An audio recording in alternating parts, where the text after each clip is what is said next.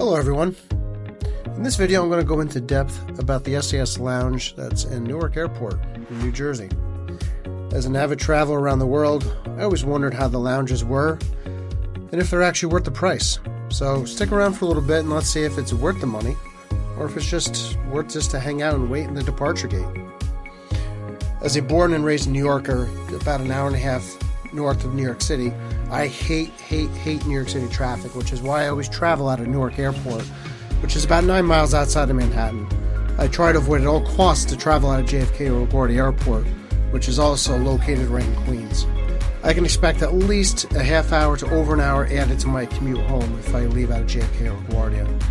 Newark services over 43 million passengers a year and employs over 24,000 people, which makes it the 13th busiest in the U.S. and the 23rd busiest airport in the world.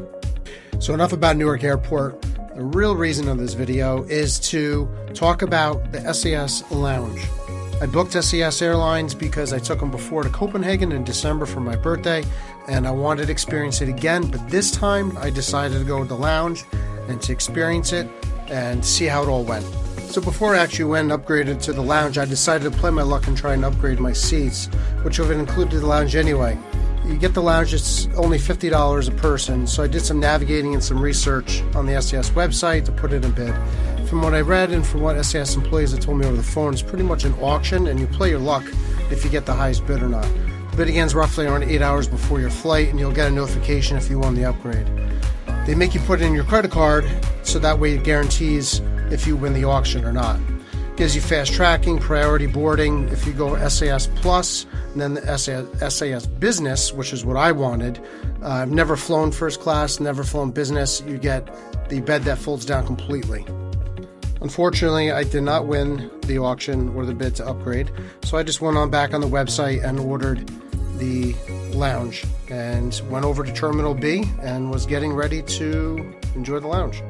When I got into the terminal and when I finally went through security and everything, I walked in and it was a really easy experience. I just scanned my ticket and off I was and I was good to go. When I arrived, I was actually really surprised of how busy it was. I mean, the lounge was crazy busy. It was busier than, being at the gate in the terminal. So I was a little shocked about the hustle and bustle of how busy it was. It was kind of like a dining hall, a busy dining hall. The staff and employees were awesome. They were attentive. They were constantly cleaning up after you with plates and everything else. So it was really nice. Then you had business people that were there that were, on conference calls, that were on their laptops. And then you had people like me, which were watching movies, listening to music, and having food. The annoying part was that it was so packed, it took me a little while to find a seat. I found a high top table. There's no couches or anything available. So once I found it, I started to walk around. I noticed it was mostly adults, really hardly any children. So it was mostly business people.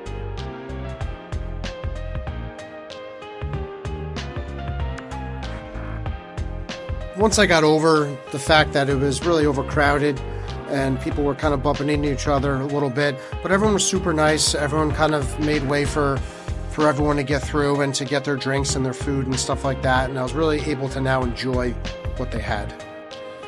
The display was amazing. They had everything neat, the fresh cold cuts, the cheeses. I mean, everything they had there was really nice and clean and just perfectly presented.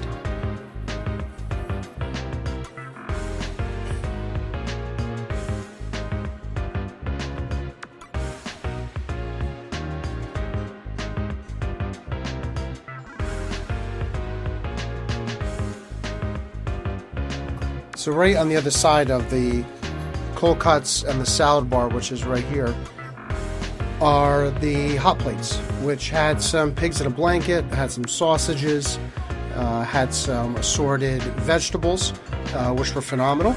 And right here was some of the food that was offered that was really, really nice.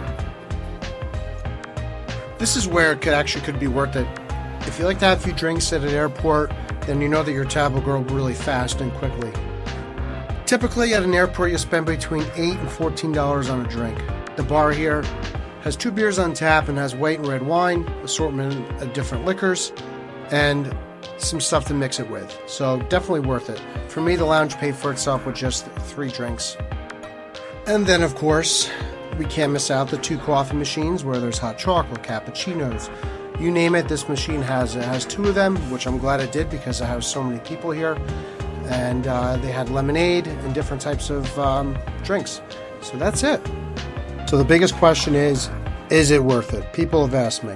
In my opinion, it is worth it. For $50, you get all you could eat and gorge yourself with a ton of food. You could drink as much as you want, an unlimited amount of alcohol without hurting before you go on the plane.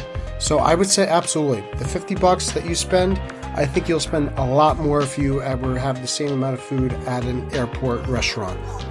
So I am off to Helsinki, Finland, with the next stop of Stockholm. So I hope you liked the video. Please hit that subscribe button.